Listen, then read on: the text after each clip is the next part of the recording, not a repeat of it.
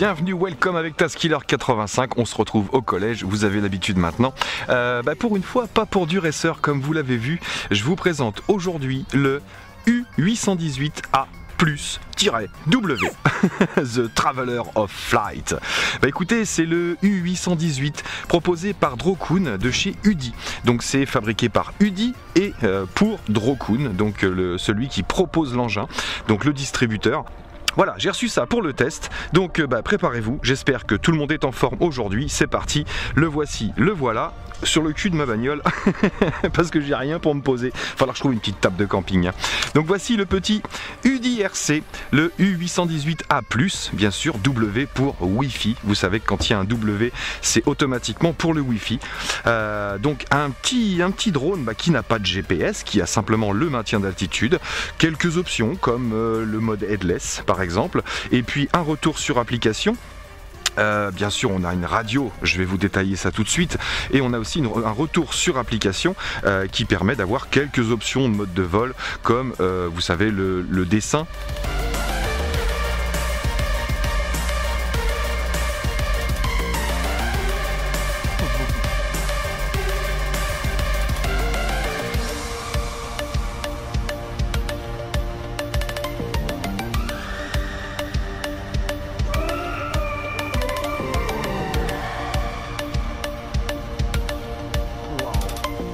Ou le mode aussi avec le sensor en bougeant le téléphone.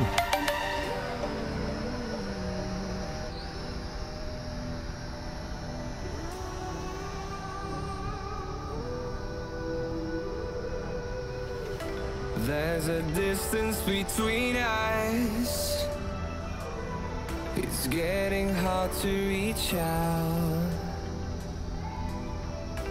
Haven't seen you in season. Mais je vous avoue que personnellement je préfère quand il y a une radio comme ça qui en plus a une sorte de retour de télémétrie, je vais vous l'expliquer, je préfère utiliser une radio plutôt qu'un smartphone, utiliser le smartphone simplement pour le retour écran. Donc je vous explique tout de suite de quoi se compose le pack et après je vous montre comment fonctionne la radio. Donc belle petite boîte de chez Drokun. Tac. Alors, en matière de notice, déjà vous serez pas mal pris, ça c'est sûr et certain. Donc ça c'est un petit chose, vous savez, pour pouvoir gagner une paire de lunettes VR, pas pour du FPV mais pour du VR.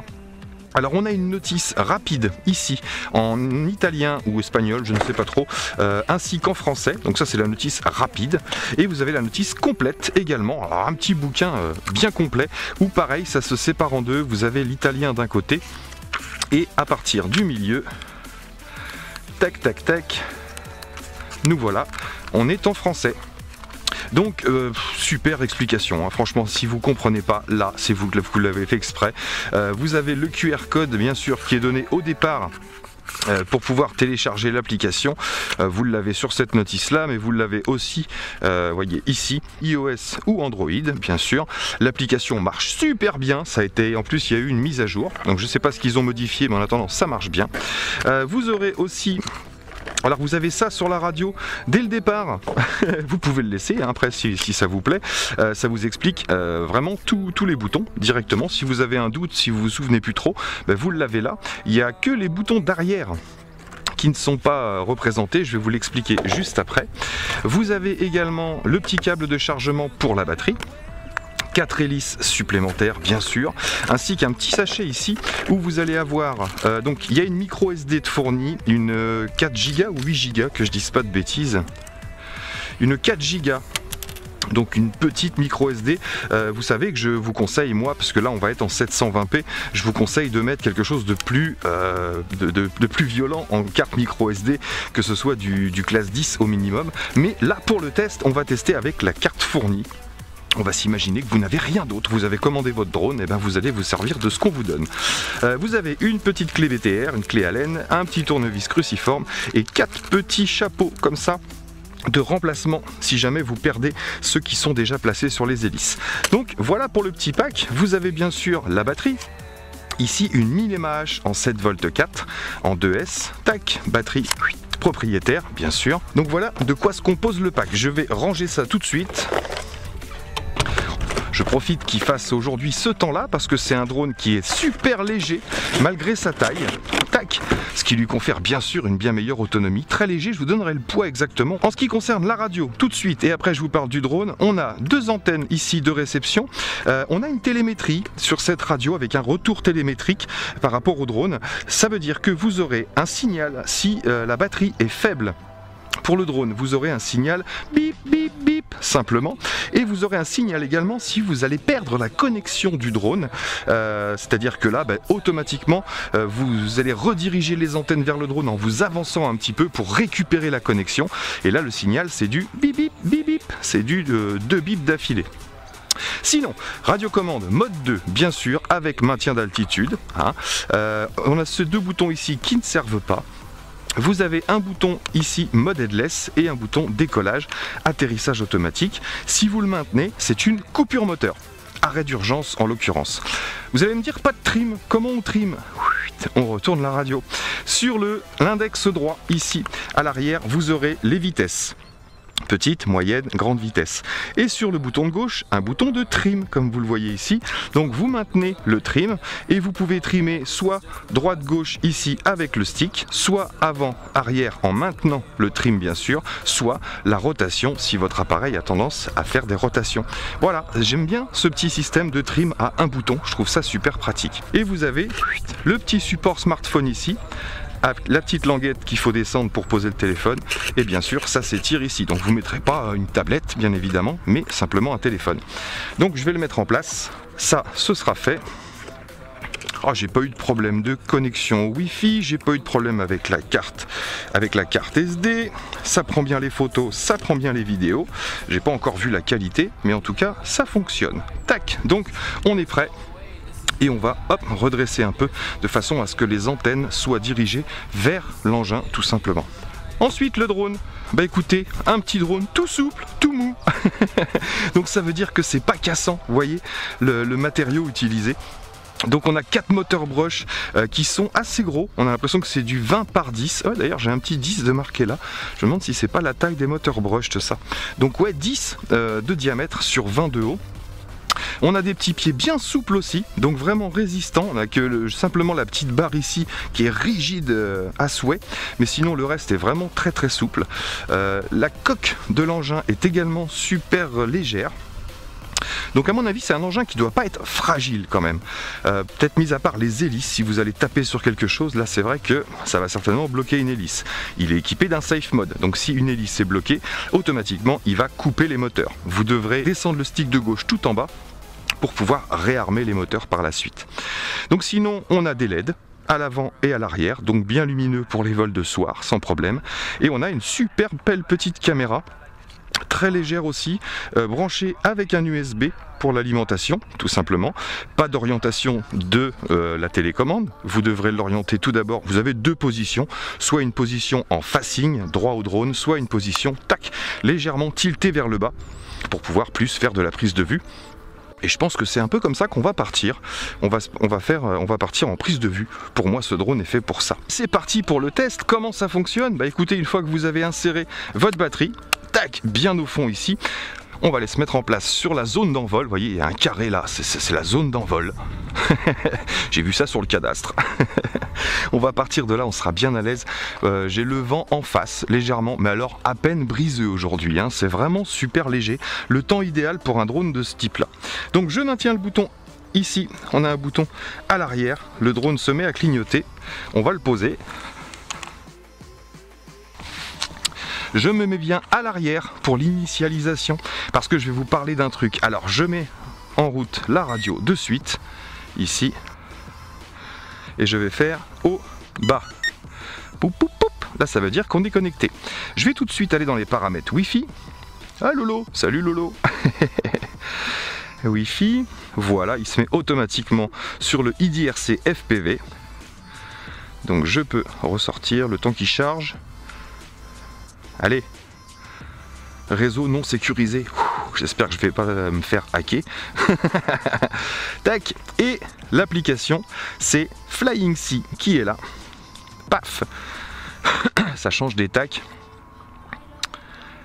Et voilà l'application. Donc bien sûr sur cette application vous avez les réglages, vous avez comment fonctionne le drone, vous avez des petites vidéos de démonstration. Mais nous, ce qui nous intéresse, c'est vous avez aussi les médias, savoir ce que vous avez filmé ou photographié. Donc voilà, on a le retour vidéo en direct. On va essayer d'enregistrer, j'espère que ça va pas tout faire bugger. Parti.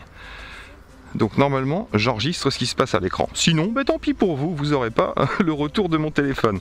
Alors sur l'application, on voit le bouton Home tout en haut avec la petite maison. VR, si vous avez un casque, tac tac, casque VR.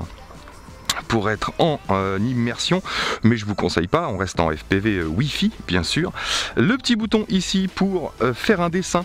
Donc là pour faire un dessin, hop, vous avez juste à tracer et il va faire son petit dessin. Pour sortir de là, il faut rappuyer sur le mode dessin, pardon, tout bêtement. Emergency stop, paf, pour couper les moteurs. La carte SD qui vous montre que la carte est insérée, sinon elle est barrée. Le signal du Wi-Fi et ici les paramètres. Donc on va mettre nous en 720p et trimming, save ou reset. Allez, trimming, save on va faire. Voilà. Paf. Ensuite vous avez l'indication d'altitude ici. Vous avez également la batterie du drone tout en bas à droite. Et sinon, on a tout simplement soit la possibilité de prendre le contrôle, tac, comme ça, vous voyez, le stick de droite bouge tout seul avec le sensor. Soit on peut prendre les commandes tout simplement avec les commandes du téléphone. Bien sûr, il ne faut pas être connecté avec la radio. On va tester. Et sinon, on rappuie sur le bouton de commande pour ressortir. Et vous avez photo et vidéo, bien sûr. Allez, bah écoutez, c'est parti pour un petit test les amis. Let's go! Donc pour démarrer, on a soit le bouton de démarrage ici, alors sinon on peut démarrer avec les deux sticks dans les coins intérieurs. Et pareil pour arrêter. Sinon vous avez l'arrêt automatique en maintenant, tac, le bouton, ça coupe les moteurs. Bien sûr il a voulu faire un décollage automatique, normalement vous faites ça quand il est déjà en train de tourner. On va quand même se faire un petit calibrage. Alors normalement c'est le stick en bas à droite. Décollage automatique. Tac. On est carrément stable. C'est bien, c'est parfait. Donc je vais tout de suite tester le mode headless et je vais vous parler d'un truc au cas où. Donc mode headless, j'appuie, ça clignote bien sûr sous le drone. Je pars en avant, rotation. Et ça fonctionne à droite, à gauche, toujours en rotation, à droite, à gauche.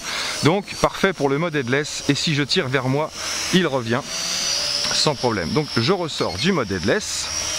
Et je vais vous expliquer ce que je voulais vous dire tout à l'heure. Le mode headless peut vous servir à plusieurs choses. La première, c'est bien sûr pour pouvoir filmer, prendre des photos, vidéos. Et la deuxième, c'est si vous n'avez pas de retour maison et que vous perdez l'orientation. Vous voyez, vous êtes parti en pilotage, vous vous amusez, voilà, vous jouez. Et là, vous vous éloignez un petit peu trop. Donc là, appuyez sur le mode headless et vous n'avez plus qu'à le ramener vers vous, tout bêtement, puisque vous l'avez initialisé au départ. Et là le drone va revenir, peu importe la position dans laquelle vous êtes. Voilà.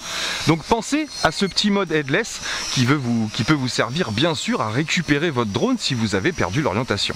Alors on va passer en vitesse 2, derrière, tac tac, 1, 2 et 3. Donc on est en vitesse 3. Qu'est-ce que ça nous donne en vitesse 1 au niveau de la rotation? Je vais passer en mode headless. Vitesse 1, oh là, c'est vraiment très lent, c'est bien pour l'intérieur.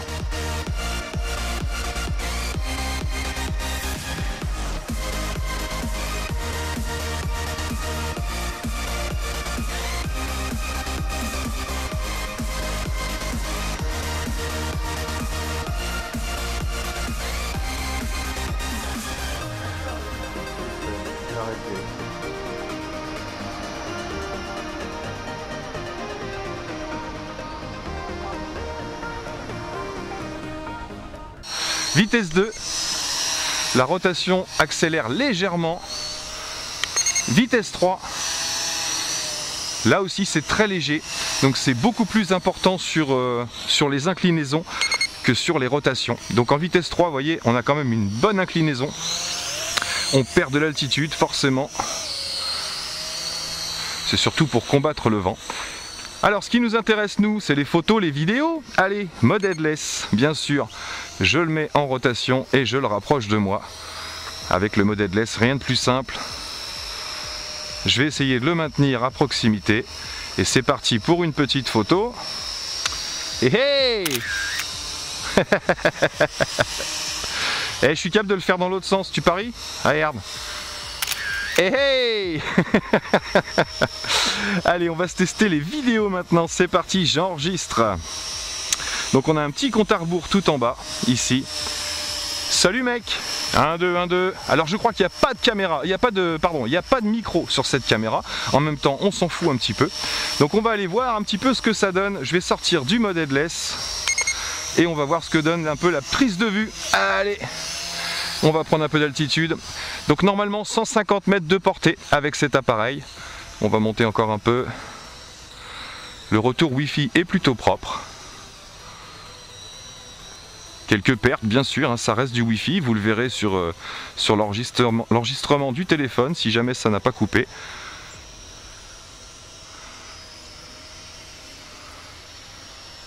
Oh, on a une sortie d'oiseaux là.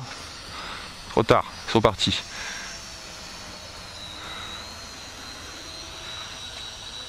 Alors je vais le descendre pour redresser la caméra. Tiens, on va se faire un atterrissage de là-haut. Je vais couper la vidéo. Paf! Atterrissage automatique d'à peu près une dizaine de mètres. Bah oui, j'étais à 10 mètres ici. Donc environ 15 minutes d'autonomie hein, avec ce petit UDRC. Donc on continue à diriger bien sûr pour l'atterrissage. Et il se pose sans problème. Alors je vais redresser la caméra pour qu'elle nous fasse un peu plus face. Tac! C'est parti. Décollage manuel. Hop, et on monte. Voilà. Donc bien sûr, hein, c'est pas fait pour faire du FPV, je vous l'ai déjà dit. Il y a beaucoup trop de latence, beaucoup trop de freeze. Là, si je vais dans la forêt là-bas, il y a de grandes chances que je freeze et que je me prenne un arbre. Allez, c'est parti. On va voir si la caméra tient le coup. Je vais reprendre un peu d'altitude. On va faire un passage au-dessus de nous. Tranquillement. Comme ça on aura la latence. Vous voyez, je freeze. Je suis obligé de regarder mon drone. Je ne savais plus où j'étais. Forcément. Allez, je vais relancer l'enregistrement. Tac. Ah non, j'ai pris une photo. Hop, enregistrement.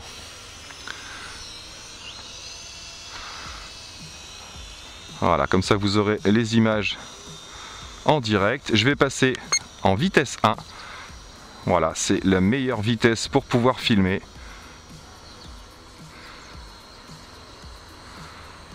Tranquillement. Toujours la radio dirigée vers l'engin. On va ralentir doucement. Hop. On va descendre à notre niveau.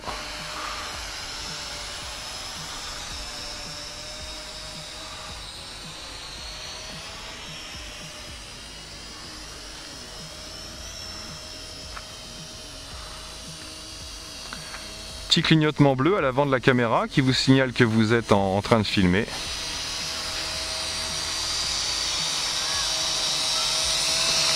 Petit panoramique.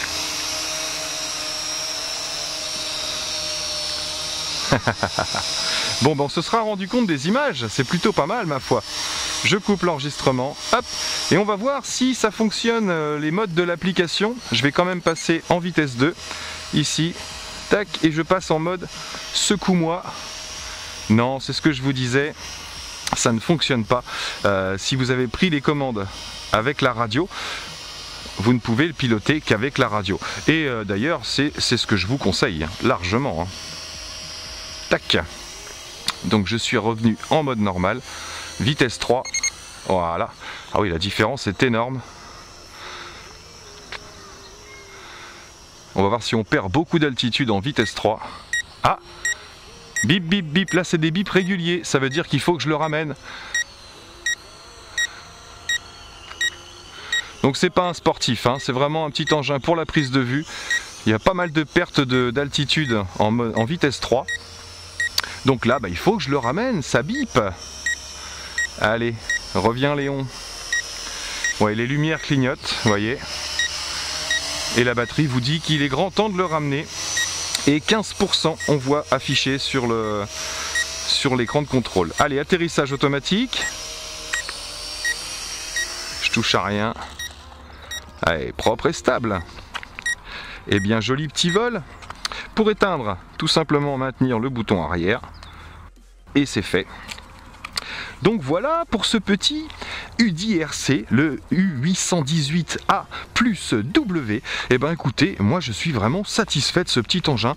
Si vous cherchez un petit truc tout léger, tout sympa pour faire des photos vidéo, on verra ce que donne bien sûr le rendu des images dans la vidéo. Même moi je les découvrirai un petit peu avant vous comme d'habitude. Yep les amis, c'était Taskiller85 from YouTube en direct du collège. Faites-vous votre propre idée encore une fois. Et moi il me reste plus qu'à vous dire, portez-vous bien et à très bientôt dans mes vidéos. Ciao ciao.